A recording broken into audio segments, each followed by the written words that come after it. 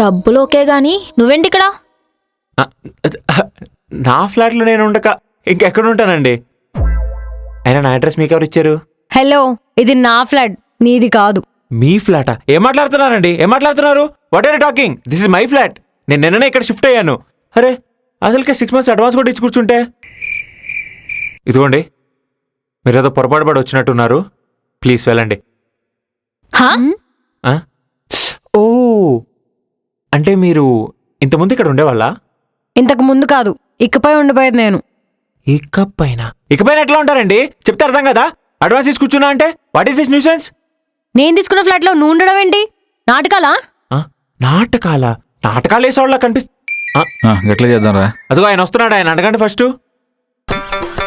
మళ్ళీ చేస్తాం.